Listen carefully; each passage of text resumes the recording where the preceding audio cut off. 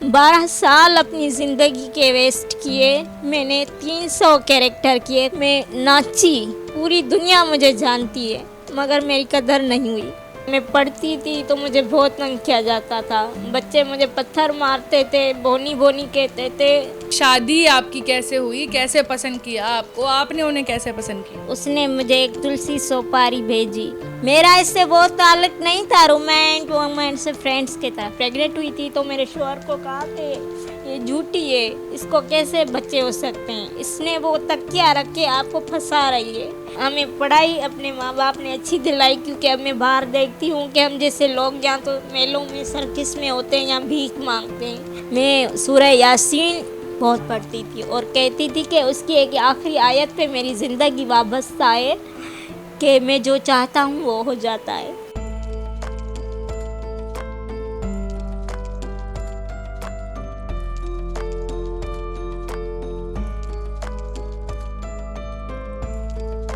बिस्मिल्लाहिर्रहमानिर्रहीम। दस्तक टीवी के साथ मैं हूं महम ज़हरा। नाज़रीन, आज का जो प्रोग्राम है हमारा वो बहुत ही ख़ास होने वाला है, क्योंकि आज के प्रोग्राम में आप मेरे साथ देख सकते हैं बहुत ही स्पेशल गेस्ट मौजूद हैं। साजिदा सिकंदर बेबी के नाम से लोग इन्हें जानते हैं। इनका यूट्यूब पर चैनल भी है जिसमें ये अपनी रोज़मर्रा की ज़िंदगी की व्लॉगिंग्स कर रही होती हैं। आज हम इनके घर पर मेहमान बन के आए हैं और इनकी ज़िंदगी की वो कुछ बातें जो आप लोग सुनना चाहते हैं कि ये अपनी ज़िंदगी किस तरह गुजारती हैं और वो कौन सी मुश्किलात हैं जो इनके सामने आती हैं। आइए इनसे जानते हैं। अस्सलाम वालेकुम। वालेकुम सलाम और थैंक यू सो मच कि आप आए मेरे घर। मुझे बहुत खुशी हुई कि आप लोग आए और मैं बयान नहीं कर सकती और बस मेरी खुशी की इंतहा नहीं है।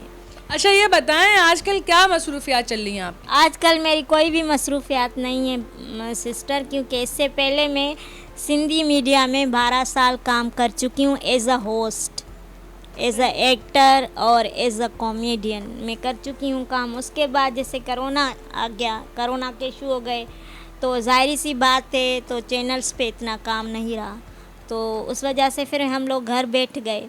अब ये है कि काम स्टार्ट हुआ है, मगर मुझे देते नहीं है। कहते हैं कि आप आउटडोर जाओ, outdoor mean out of city जाओ, ये वो, और वो मेरे लिए मुश्किल है क्योंकि मेरा छोटा बच्चा है। आपको पता है कितनी गर्मी। और पहले जो इससे पहले जो काम मिलता था मुझे, वो स्टूडियो का यहाँ ही मिलता था। मैं आराम से सुकून से काम करके आ जाती थी घर, अपने बच्चे को रोटी वोटी खिला के सुकून में रहती थी, सैलरी मिलती थी, मेरा गुजर सफ़र होता था। अब ऐसा नहीं हो पा रहा। अच्छा, ये बताएं कि शादी के हवाले से अपनी बताएं कि आपकी शादी कैसे हुई थी और अब शादी को कितना अरसा हो गया है? मेरी शादी को तकरीबन 10 साल हो गए हैं और बेटा मेरा 8 साल का है। और अल्हम्दुलिल्लाह मैं सेटिस्फाई हूँ अपने हस्बैंड से कि वो मेरी बहुत केयरिंग करते हैं ना, मेरे घर के काम में या मेरे बच्चे संभालने में, ले जाने में, आ जाने में मेरी सपोर्ट करते हैं वो। और मैं बहुत खुश हूँ अपने हस्बैंड के साथ। अच्छा साजिदा बाजी, ये बताएं कि शादी आपकी कैसे हुई, कैसे पसंद किया आपको, आपने उन्हें कैसे पसंद किया? जी बस ये था कि उसने मुझे एक तुलसी सोपारी भेजी तो मैंने ली, खाई। फिर उस पे मैंने उसको कहा कि किसी बच्चे के थ्रू भेजी। मैंने कहा ये किसने दिए? कह रहा है वो सामने वाले अंकल ने दिए। तो मैंने वो खाई। तो उस दिन के बाद वो जो है ना, हम जिसे लाजवाब कहते हैं, तो हम उसी तुलसी में फंस गए। मेरा इससे बहुत ताल्लुक नहीं था, रोमांस से फ्रेंड्स के तरह। तो इसने कहा कि आप शादी क्यों नहीं करते? तो मैंने कहा मुझ जैसे लोगों से कौन शादी करता है, क्योंकि कराची में तो अब आम है कि हम जैसों से, मगर हमारे अंदरूनी सिंध में ऐब समझते हैं हम लोगों को। तो मैंने कहा मुझ जैसे से कौन शादी करेगा? उसने कहा फिर तू सारी उम्र बैठी रहेगी, क्योंकि मेरी माँ नहीं थी, मैं भाभीयों के साथ रह गई। मैंने कहा हाँ सही है, ज़िंदगी आधी गुजर गई है, आधी गुजर। फिर इसने आके मेरे भाइयों से बात की कि मुझे आप रिश्ता चाहिए। तो उन्होंने कहा कि किसका? तो हम जैसे बाउंड हैं, लड़काने के लोग आप समझते हैं ना, हमें मोबाइल भी घर में रखने नहीं देते। तो कह रहा था कहाँ से आपने हमारी लड़की देखी? परेशान हो गए क्योंकि मेरे भाई जो हैं हाई फाई हैं। तो उन्होंने कहा कि नहीं बस कहीं से देखिए। तो उन्होंने कहा आपने उसका कदवत देखा है? कहाँ, मैंने देखी है सारी और इन्फॉर्मेशन भी ली हुई है, मैं उससे शादी करना चाहता हूँ। तो मेरे भाई ने इनकार कर दिया। एक तूफ़ान आया। अच्छा। हाँ, तो मेरे भाई ने, जो कभी मैंने ख्वाब में भी नहीं सोचा था कि हम जो है ना कौम, जो हम दूसरे कौम में नहीं करते और इतने बाउंड होते हैं मज़हबी लोग, तो उन्होंने कहा कि चलो सही है, हम आपको इसका रिश्ता देते हैं, मगर ये है कि आप इससे निभाओगे। क्या अभी भी आपको माशरे में लोग जो हैं वो इस तरह का करते हैं? नहीं, मीडिया से पहले मुझे बहुत तंग करते थे। जब मैं प्रेग्नेंट हुई थी तो मेरे शौहर को कहा कि ये झूठी है, इसको कैसे बच्चे हो सकते हैं, इसको कैंसर है, इसने वो तकिया रख के आपको फंसा रही है। ऐसे ऐसे अल्फाज सुनने पड़ते। क्या आपको कोई मिल नहीं रही थी? क्या आप मर्द नहीं हो? ऐसे ऐसे जुमले हॉस्पिटल्स में सुनने पड़ते थे। फिर मैं घर आके रोती थी, कुरान पाक उठाती थी और कहती थी आपने ये मुझे दिया है और आप ही साबित करोगे कि मैं इंसान हूँ एक मुकम्मल। तो ये जो है ना, सारा कुछ मेरा रब मेरे साथ है। मुझे इसको पैदा करने में कोई तकलीफ़ नहीं हुई, खाली थोड़ी बहुत डिप्रेस थी मैं, बाकी कुछ भी नहीं था। डॉक्टर परेशान थे कि एक नन्ही जिस्म में एक इंसान ग्रो करता हुआ इंसान पल रहा है, क्योंकि आपने नोट किया होगा कि हमारे जितने जो होते हैं लोग, उनके बच्चे भी उन जैसे ही होते हैं, मगर मेरे साथ ऐसा नहीं था।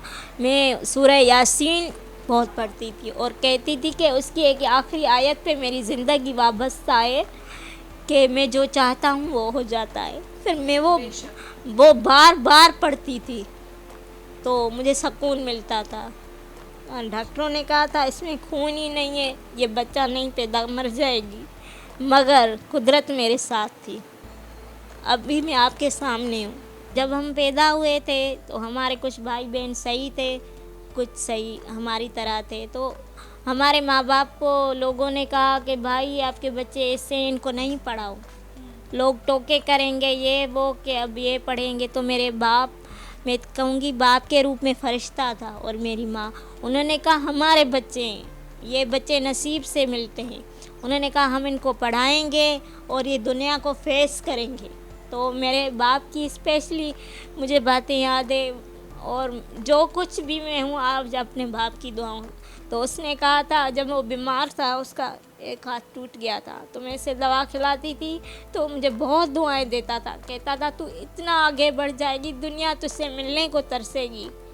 तो यह है कि हमें पढ़ाई अपने माँ बाप ने अच्छी दिलाई, क्योंकि अब मैं बाहर देखती हूँ कि हम जैसे लोग यहाँ तो मेलों में सर्किस में होते हैं या भीख मांगते हैं, तो उनसे ज़्यादा हम अच्छे हैं, क्योंकि हम वेल एजुकेटेड हैं, दुनिया को फेस कर सकते हैं।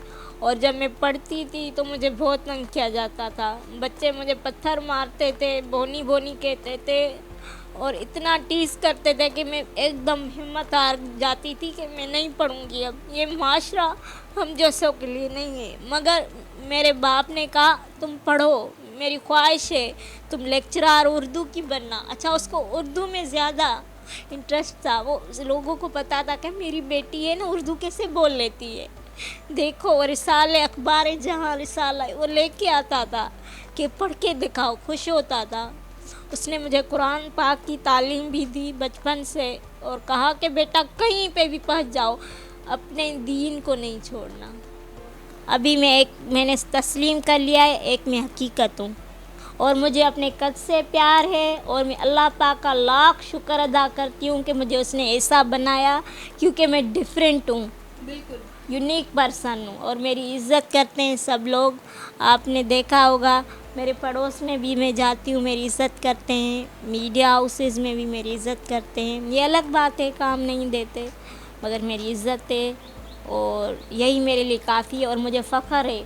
और अगर कोई डॉक्टर अब कहे भी ना कि मैं आपका इलाज करूँगा, तो मैं कहूँगी नहीं, मुझे फ़ख्र है कि मैं जिस तरह मुझे अल्लाह मियाँ ने पैदा किया है, वापस भी मुझे इसी तरह ही बुलाए। अच्छा, ये बताएं कि अभी जो है वो आपकी सोर्स ऑफ इनकम क्या है, अभी घर के अखराजात वगैरह कैसे पूरे कर रही हैं, क्योंकि अभी आपने बताया था कि कोई जॉब वगैरह तो है नहीं। तो सिस्टर ये है कि अभी जो मेरे सोर्स ऑफ इनकम है ना, पहले मैं रेंट पे रहती थी जौहर में, वहाँ मुझे बहुत तकलीफ़ होती थी, इसकी पढ़ाई चली गई। फ़ीस ज़ाहिर सी बात है प्राइवेट स्कूलों की कितनी है, 3-4 हज़ार।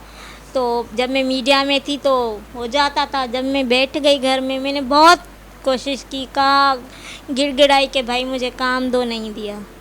इसीलिए मैं अपना यूट्यूब का मैंने चैनल खोला है, मगर ये है कि वहाँ से मेरी इनकम नहीं हो रही। आपको पता है, सब्सक्राइबर और जो डेली वीडियोस बनाए, मैं घर को संभालती हूँ, बच्चा मेरा बीमार और मैं खुद भी बीमार रहती हूँ अब। तो ये है कि मैं डेली ब्लॉग अपलोड नहीं कर सकती। कभी देखते हैं लोग, कभी नहीं देखते, कभी मेरी वीडियो वायरल हो जाती है, कभी तो जैसे अच्छी बनाई हो तो कोई नहीं देखता।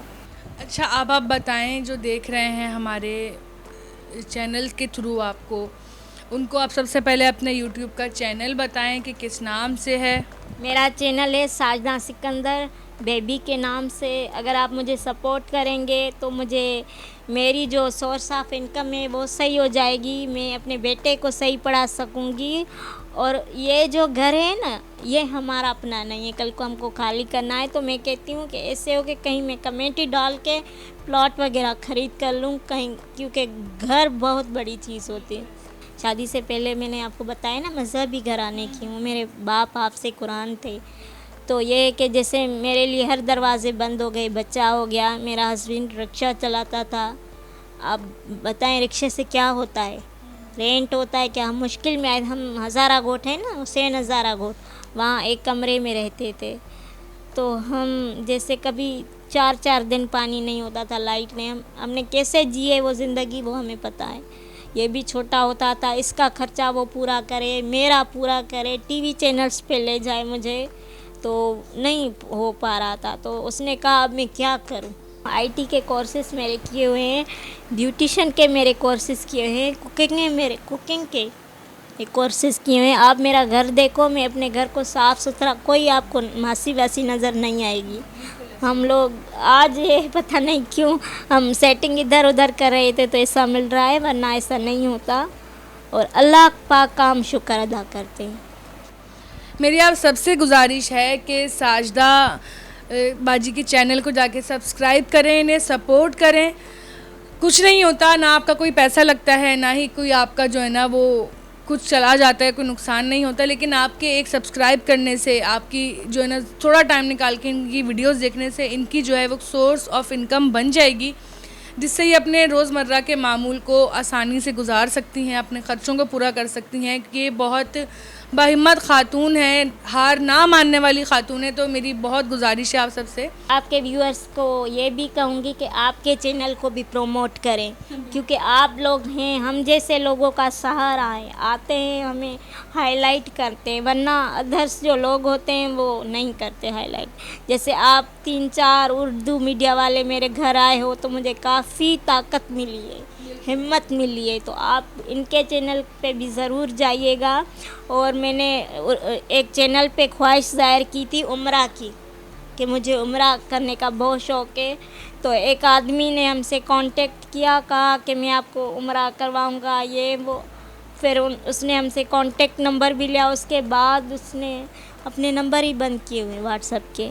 तो ऐसे किसी का मजाक गुर्बत का भी ना उड़ाया करें। और कमेंट्स आए कि अल्लाह पाक उनको उम्रा करवाता है जो नाच गाने ड्रामों मीडिया वाली ना हो, ऐसा गलत है, ये गलत बात है। अल्लाह जिसे चाहे उम्रा करवा सकता है, नसीब की बात है। तो ऐसे कमेंट्स भी मुझे, ये तो कोई बिल्कुल बकवास बात थी, क्योंकि जितने भी सेलिब्रिटीज़ हैं वो हर साल हज और उम्रे पर जाते हैं, और तो इससे बात से कोई ताल्लुक़ नहीं बनता कि जो नाच गाना ये सब करते हैं वो हज और उम्रा पे अल्लाह उन्हें नहीं बुलाता। ज़ाहिर सी बात है, जिनके पास वसाइल होते हैं वो हर जगह पहुंच जाते हैं। और दूसरी बात ये कि अल्लाह की तरफ से बुलावे की देर होती है। तो नाज़रीन, उम्मीद करती हूँ कि आज की वीडियो में आपको साजदा से मिलके और असद से मिलके बहुत अच्छा लगा होगा। इनके लिए बहुत सारी दुआएं करें, इनको सपोर्ट करें। आपसे फिर मुलाकात होगी। अल्लाह हाफ़िज़।